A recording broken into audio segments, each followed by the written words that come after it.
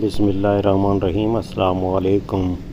लाखों मुसलमानों का कातिल हज्जाज बिन यूसुफ अब्दुल मलिक और उसके बेटे वलीद के ज़माने की सबसे बड़ी लानत हज्जाज की गवर्नरी थी, जिससे 20 साल तक जुल्म और सितम की खुली छूट मिली रही। अगरचे कोई इंसान भी दुनिया में मुजस्सम शर नहीं होता और हज्जाज बिन यूसुफ भी खैर से बिल्कुल खाली न था।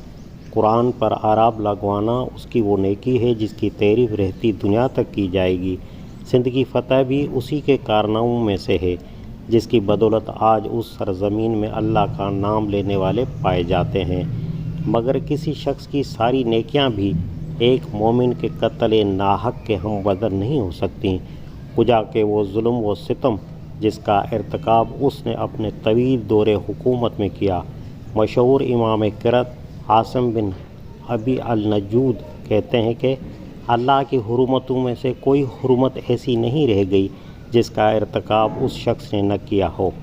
हज़रत उमर बिन अब्दुल अज़ीज़ कहते हैं, अगर दुनिया की तमाम कौमें खबासत का मुकाबला करें और अपने अपने साथ खबीस ले आएँ तो हम तन्हा हज्जाज को पेश करके उन पर बाजी ले जा सकते हैं। वो हज़रत अब्दुल्ला बिन मसूद को सरदार मुनाफ़िकीन कहता था। उसका कौल था, अगर इब्न मसूद रज़ी अल्लाह अन्हु मुझे मिल जाते तो मैं उनके खून से ज़मीन की प्यास बुझाता। उसने ऐलान किया था, जो शख्स इब्न मसूद की क़िरात पर कुरान पढ़ेगा मैं उसकी गर्दन मार दूँगा और मुसहब में से उसकी क़िरात को अगर सुअर की हड्डी से भी छीलना पड़े तो छील दूँगा। उसने हज़रत अनस बिन मालिक और हज़रत सहल बिन सैद सादी जैसे बुज़ुर्गों को गालियाँ दीं और उनकी गर्दनों पर मोहरें लगाईं। उसने हज़रत अब्दुल्ला बिन उमर रज़ी अल्लाह अन्हु को कत्ल की धमकी दी। वो ऐलानिया कहता था कि अगर मैं लोगों को मस्जिद के एक दरवाज़े से निकलने का हुक्म दूँ और वो दूसरे दरवाज़े से निकलें तो मेरे लिए उनका खून हलाल है।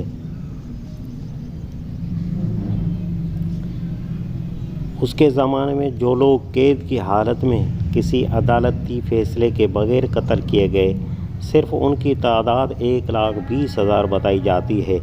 जब वो मरा तो उसके कैद खानों में 80,000 बेकसूर इंसान किसी मुकदमे और अदालती फ़ैसले के बग़ैर सड़ रहे थे।